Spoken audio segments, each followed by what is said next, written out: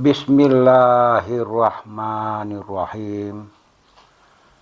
Assalamualaikum warahmatullahi wabarakatuh. Salam sejahtera bagi seluruh alam. Semoga kita semua sehat selalu dan dalam lindungan Allah, Tuhan yang Maha Kuasa. Di video kali ini, seperti biasanya, kita akan membahas masih tentang Satrio Piningit. Satrio Piningit ini, di mata orang-orang yang senantiasa mencintai duniawi, mengejar kemewahan dunia, sehingga mengabaikan nilai-nilai moral yang semestinya dijunjung tinggi, seperti persoalan tentang nilai-nilai kemanusiaan, merasa sudah berhasil di dalam meraih masa depan di dunia ini. Di mata mereka yang merasa sudah memiliki berbagai fasilitas kemewahan dunia, menganggap bahwa itu adalah keberhasilan serta upaya mereka, sehingga apa yang mereka miliki itu membuat mereka lupa serta tidak menyadari bahwa apa yang mereka miliki itu hanyalah sebagai ujian selama manusia itu hidup di dunia ini. Mereka memandang Satrio Piningit sebagai orang yang gagal, tidak bisa apa-apa. Hidupnya miskin, susah di kehidupan dunia ini karena Satrio Piningit menampilkan gaya hidup yang sangat-sangat sederhana. Hidup apa adanya, tidak ambisi, tidak rakus, tidak suka pamer, tidak gila jabatan, selalu rendah hati terhadap siapapun. Satrio Piningit senantiasa dipandang remeh, dianggap orang yang tidak membawa keberuntungan. Bahkan di mata masyarakat, beliau dianggap sebagai sampah masyarakat. Karena hidup beliau sehari-hari sangat menderita, susah, sengsara, karena memang bila beliau dibandingkan secara zahir atau secara kasat mata dengan manusia-manusia lain di muka bumi ini, sama sekali berbeda. Perbedaannya bagaikan langit dan bumi. Apa yang dimiliki oleh manusia-manusia di dunia ini yang senantiasa mendewakan duniawi, menjadikan duniawi sebagai tujuan hidupnya, itu tidak ada dalam kehidupan Satrio Piningit. Dikarenakan tabir rahasia hidup dengan bergelimpangan harta itu, beliau sudah menembus, mengetahui apa yang ada di balik kemewahan yang dimiliki oleh manusia itu. Beliau mengetahui itu. Bagi orang biasa atau orang awam, bila sudah memiliki kemewahan yang super mewah, itu baru dikatakan orang hebat. Namun, bagi Satrio Piningit tidak seperti itu. Beliau sangat mengetahui rahasia apa yang ada di balik kemewahan dunia yang super mewah itu. Rahasia tentang itu semua hanya beliau sendiri yang tahu. Olehnya itu, beliau senantiasa hidup sederhana, apa adanya. Mensyukuri apa yang dia dapat, bersabar bila mendapat ujian. Pengetahuan yang sangat luas tentang rahasia-rahasia kehidupan, termasuk rahasia-rahasia ketuhanan yang beliau miliki. Itulah yang membuat beliau kuat dalam menjalani hidup. Dan ini hanya dimiliki oleh beliau. Bagi orang-orang yang tidak memahami perjalanan spiritual beliau ini, boleh dikatakan beliau orang yang gagal, orang yang tidak bisa apa-apa dalam kehidupan ini. Dikarenakan mereka senantiasa membanding-bandingkan antara orang kaya dengan yang miskin. Mereka selalu menilai penampilan-penampilan secara zahir. Itu yang menjadi tolak ukur dalam menilai seseorang. Mereka membanding-bandingkan, dan itu sudah menjadi penyakit masyarakat di zaman modern ini. Setiap ingin diperlakukan dengan tidak manusiawi. Padahal fitrah manusia itu sebagai makhluk yang paling sempurna di muka bumi ini. Kesempurnaan itu adalah akal budi yang tidak dimiliki oleh makhluk lain. Seperti, mohon maaf, binatang, hewan, dan seterusnya. Mereka tidak memiliki akal budi. Sehingga apa yang mereka lakukan itu, yang mereka perbuat itu, wajar, yang namanya juga bukan manusia. Wajar bila mereka berbuat seperti itu. Menyerang yang lain, menghancurkan yang lain, membunuh yang lain, itu memang wajar bagi dunia binatang. Mohon maaf, sekali lagi, wajar kalau bagi dunia binatang, karena mereka tidak memiliki akal budi. Mereka tidak menyadari hal itu. Andaikan posisi mereka sebagai satu peningit, baru kemudian mereka diperlakukan seperti itu. Mungkin hanya orang dungu atau orang bodoh, hanya orang tolol yang bisa menerima perlakuan seperti itu. Sekalipun secara kasat mata atau secara fisik beliau tidak melakukan perlawanan kepada mereka yang menyakitinya, tapi di dalam hati, sebagai manusia yang punya hati nurani, sangat menyakitkan.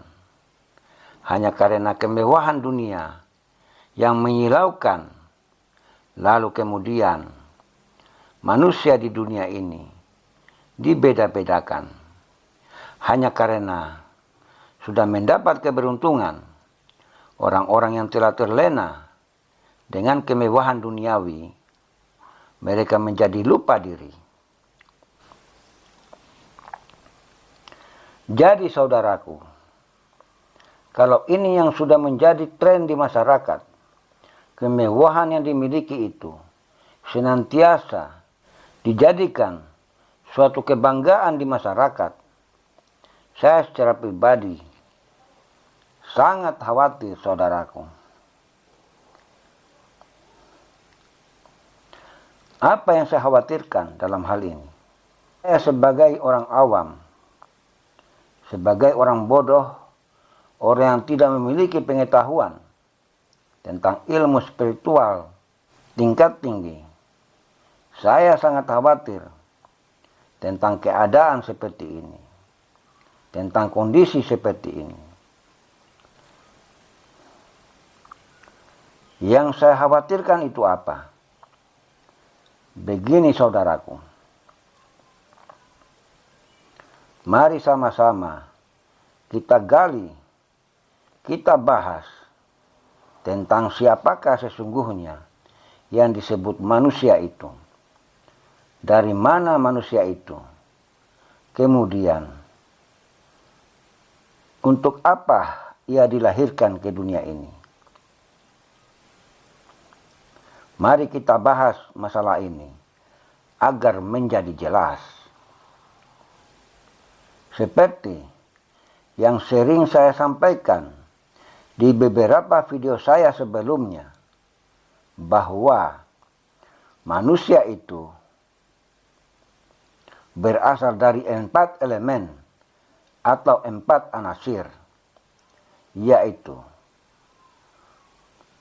tanah, air, angin, dan api. Sedangkan elemen ini atau unsur-unsur ini adalah bahan dasar terbentuknya alam semesta ini. Jadi, alam semesta ini terbentuk dari 4 elemen atau 4 unsur. Sekarang kita kaitkan. Sekarang kita hubungkan atau kita kaitkan antara hubungan 4 elemen atau 4 unsur ini dengan yang ada di dalam diri manusia. Di dalam diri manusia itu 4 elemen atau 4 unsur ini yang membuat manusia itu bisa terbentuk menjadi manusia atau yang disebut makhluk.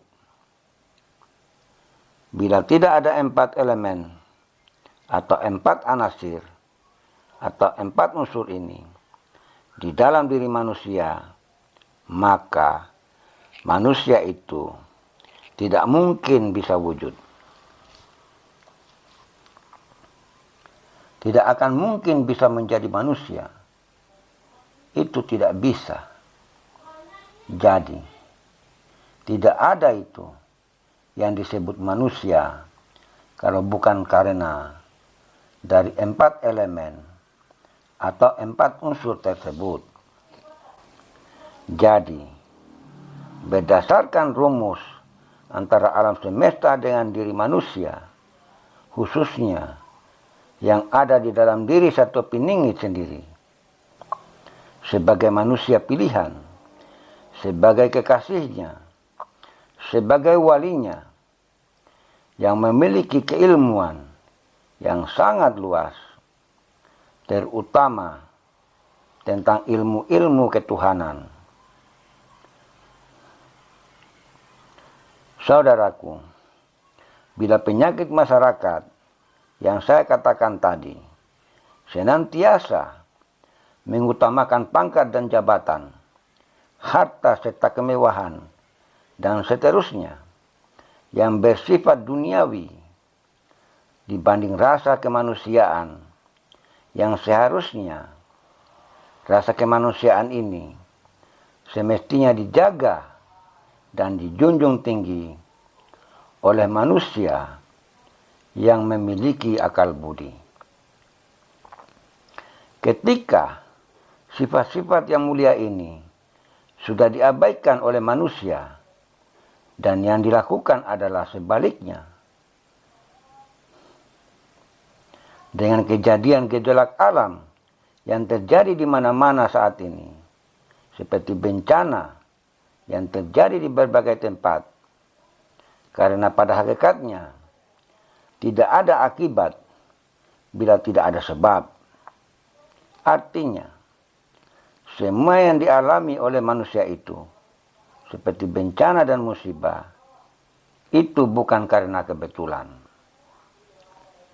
Ada yang mengatakan bahwa apa yang dialami oleh manusia di dunia ini, itu karena kebetulan. Kalau menurut saya sebagai orang awam, saya tidak sependapat dengan teori seperti itu. Karena teori seperti itu beranggapan mereka menolak campur tangan Tuhan atas apa yang dialami oleh manusia di muka bumi ini. Mereka secara tidak langsung menganggap tidak ada Tuhan di alam semesta ini sebagai pengendali atau sebagai penguasa langit dan bumi. Mereka beranggapan bahwa semua yang terjadi, yang dialami atas diri manusia itu adalah kebetulan. Kalau menurut saya secara pribadi, pemahaman seperti ini barangkali bagi mereka itu adalah pemahaman yang sangat cerdas, pemahaman yang sangat logis, yang sangat rasional. Namun, coba mari kita pikirkan.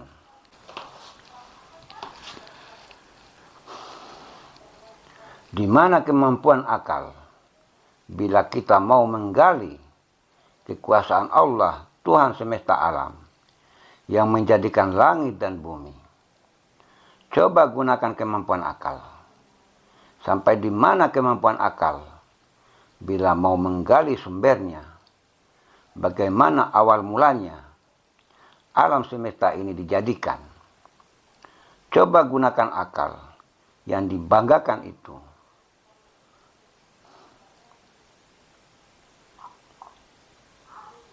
Apakah mampu? Apakah bisa untuk mendapatkan sumber-sumbernya? Untuk bisa mendapatkan bagaimana awal mulanya alam semesta ini diciptakan?